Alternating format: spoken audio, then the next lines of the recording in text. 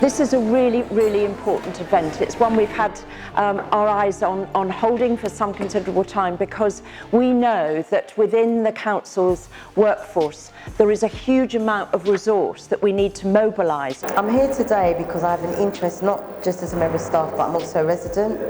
And what's happening in the borough with the youth crime obviously touches me, because some of the youth that have gone have actually been close to my children. It's important that all staff in Lambeth get a common understanding of the underlying issues of serious youth violence, and also they know the direction of travel for Lambeth and how we're going to tackle this really important issue for today.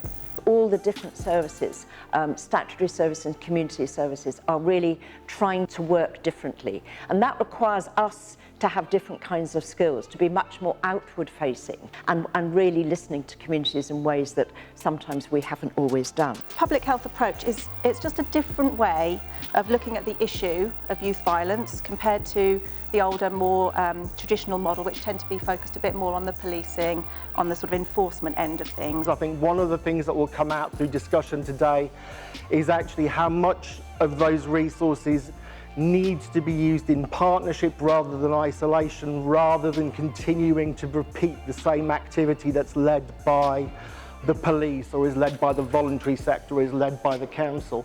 It's about how you can join that up. I just came here to talk about a knife crime song that I made about a year ago.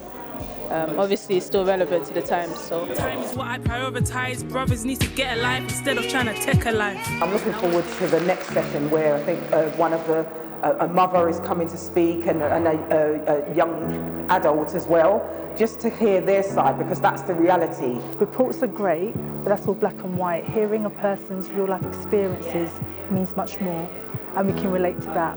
I was invited to talk about my experience and the challenges that I had with my son that I've lost along the way, that it didn't just happen because he decided to grow up and go into a gang.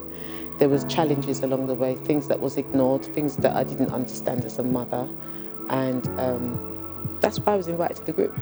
Basically, I was offering talking and offering my experiences, my personal experiences, lived experiences of youth violence, and basically how I grew up with gang affiliation when I was younger and stuff like that. Wow, I was overwhelmed. The response was positive from the people of the audience. I really felt like for the first time my voice was actually heard. Our event today was really informative, and I think it really gave a broad perspective around some of the issues in Lambeth. Listen to some of the testimonies today.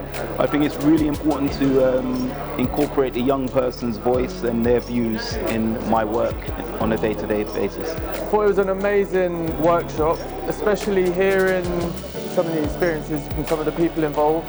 I feel like that's going to affect my day-to-day way I think about what I'm doing. Doing something like this is an absolutely good start. The children being everybody's children. They're not my children, they're not my nephew and nieces, but they're somebody's child. They're somebody's nephew and niece, they're somebody's grandchildren, and that should be enough for us to, really want to make a difference.